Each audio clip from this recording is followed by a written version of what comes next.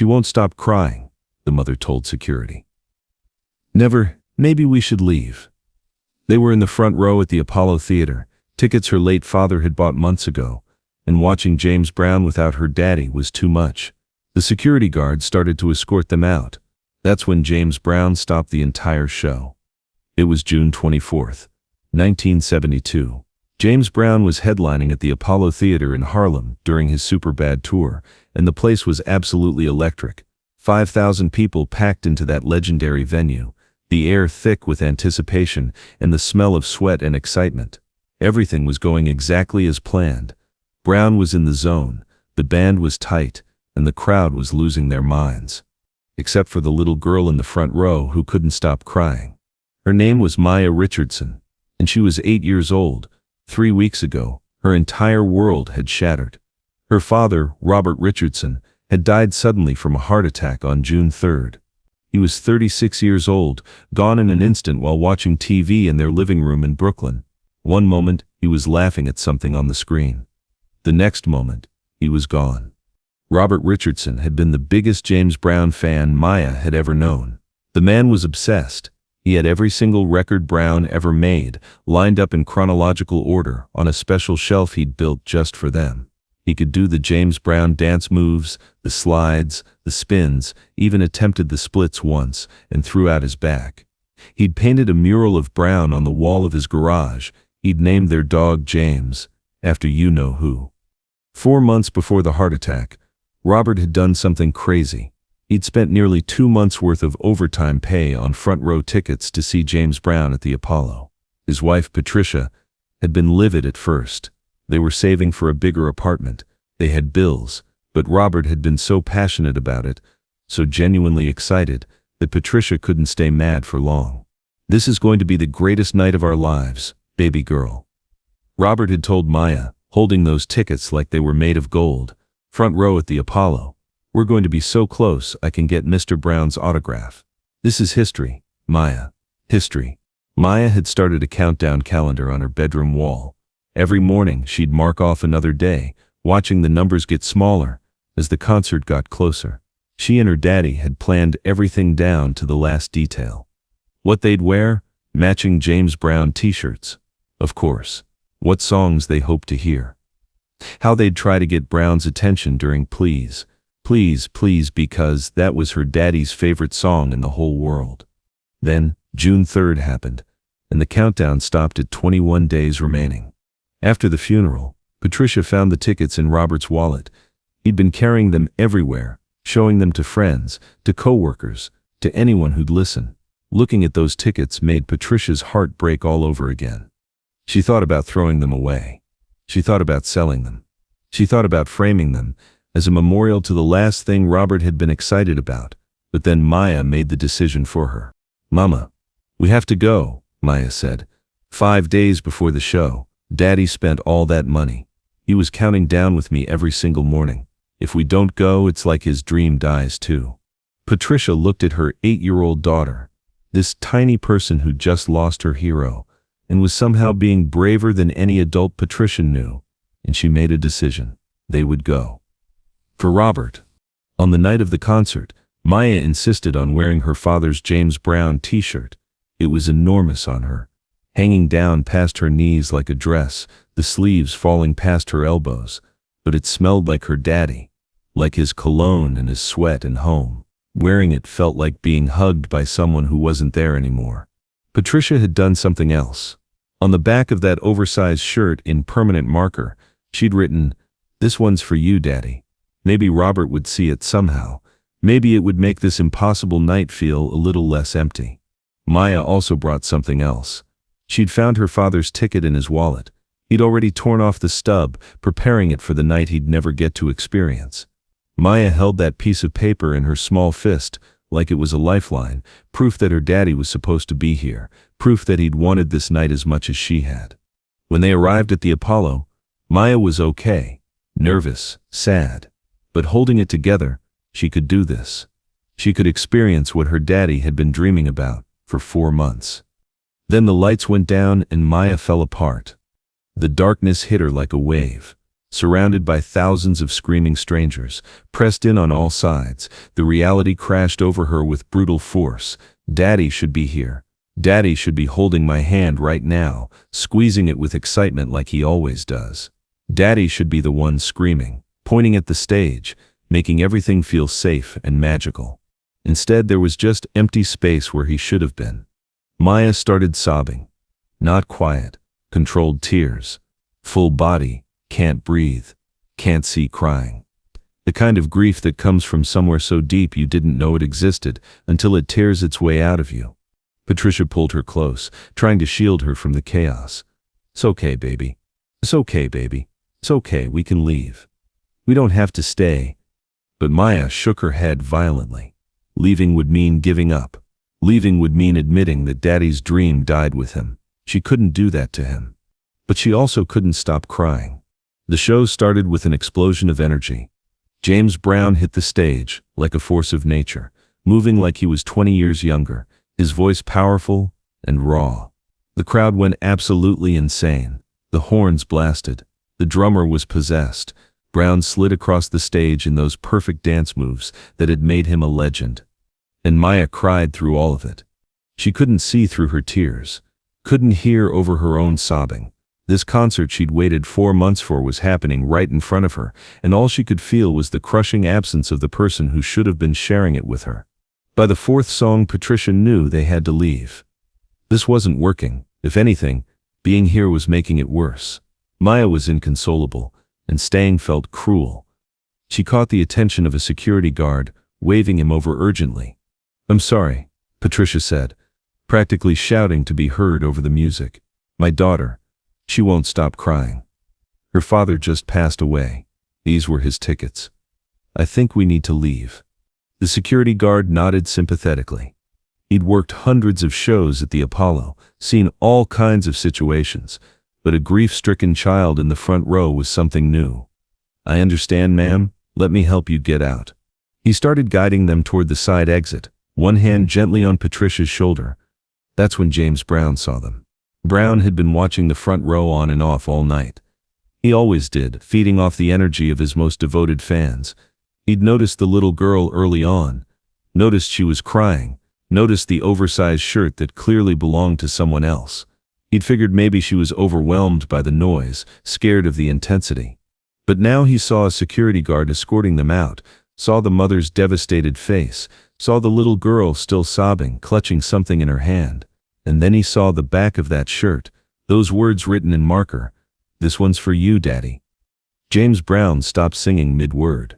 The band kept playing for a few beats, then stumbled to a confused stop. The backup singers looked at each other.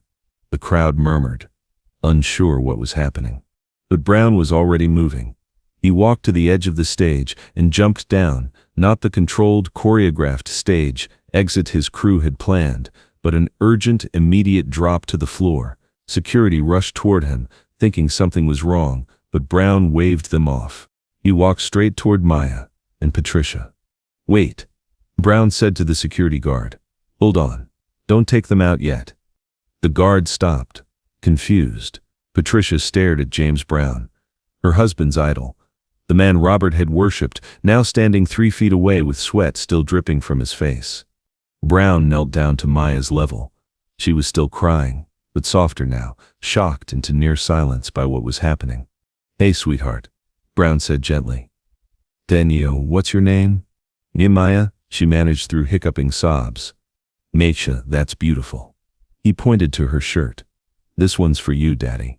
Tell me about your daddy, Mecha." Maya's whole face crumpled. He died. 3 weeks ago. His heart stopped. These were his tickets. He was supposed to be here. He wanted this more than anything. Brown looked up at Patricia, who was crying now too, nodding confirmation. "My daddy loved you," Maya continued, her voice breaking. "He said you were the greatest performer who ever lived. He knew all your songs. He could do your dance moves." She couldn't finish. The crying took over again. James Brown was quiet for a long moment. Then he said, "Your daddy was right about me being the greatest. Despite everything." Maya almost smiled. "Almost." "Listen to me, Maya," Brown said, his voice intense but gentle. I know you're sad. I know this night isn't what it was supposed to be, but your daddy spent all that money because he wanted you to have this experience. He wanted you to see something amazing. And if we let you walk out of here right now, crying, never seeing the show, then his dream for you doesn't come true. You understand? Maya stared at him with red, swollen eyes. And so here's what we're going to do. Miss Brown continued. I'm going to bring you up on that stage with me.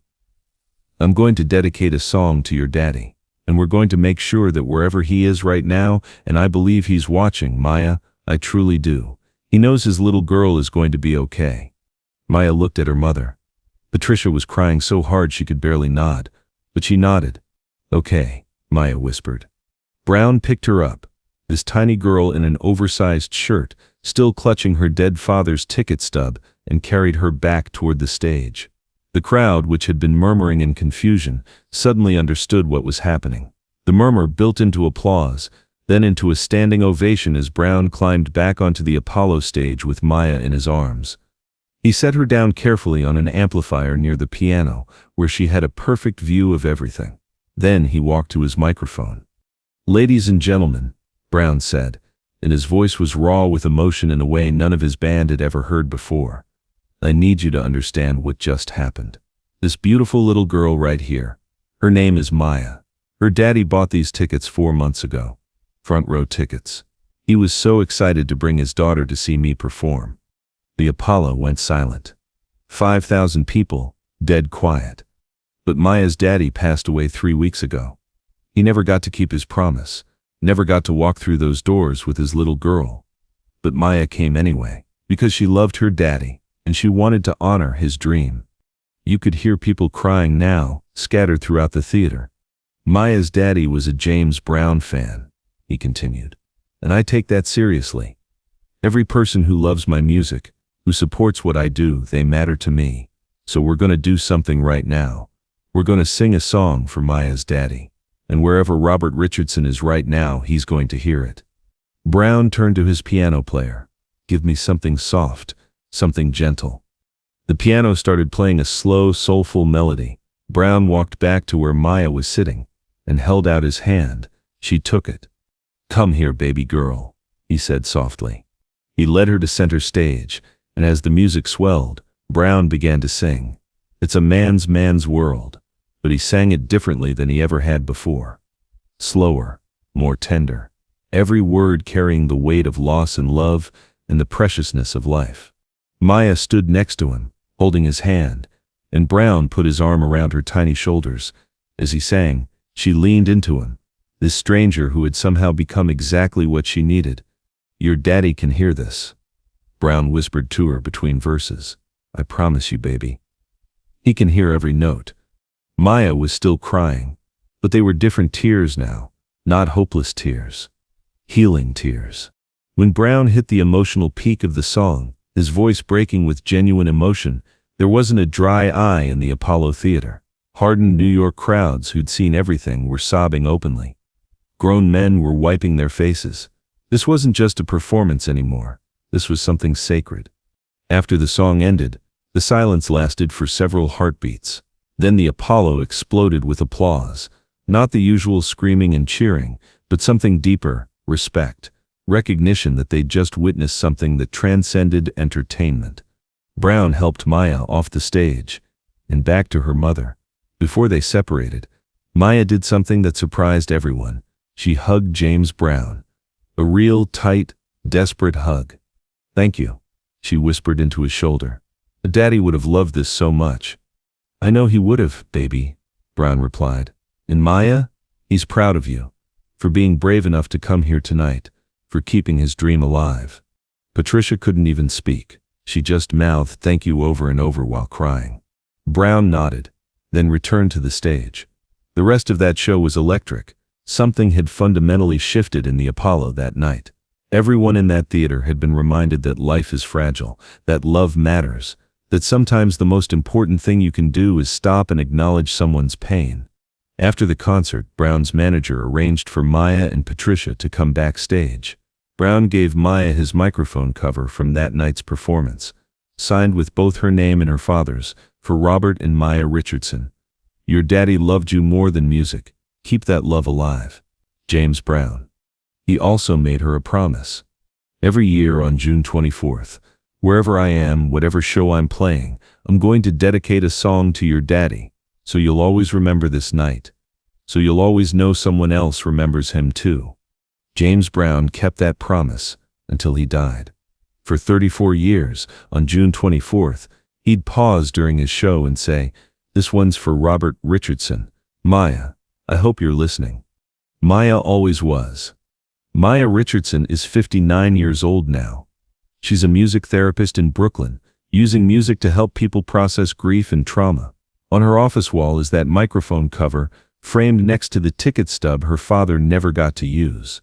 She still wears her father's James Brown shirt, sometimes. It's faded and worn thin in places, but it's still the most valuable thing she owns. And every June 24th, she plays It's a Man's World, and remembers the night a legend jumped off a stage to save a little girl from drowning in grief. My father gave me James Brown. Maya says now. But James Brown gave me something even more important. He showed me that my father's love didn't disappear when he died. It just found new ways to reach me. And he taught me that acknowledging someone's pain, really seeing them in their darkest moment, can change their entire life. In 2006, when James Brown passed away, Maya traveled to his funeral. She stood in line for hours to pay her respects. When she finally reached the casket, she placed something inside, a copy of that front row ticket stub from 1972. "You kept your promise," she whispered. "Every single year. Thank you for seeing me. Thank you for stopping. Thank you for making my daddy proud." That's what real legends do. They don't just perform.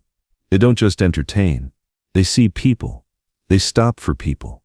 They understand that sometimes one moment of genuine human connection matters more than 1,000 perfect performances. If this story moved you, share it with someone who needs to know that even in their darkest moments, someone might notice and reach out. Hit that subscribe button and notification bell for more true stories about the moments when performers became healers.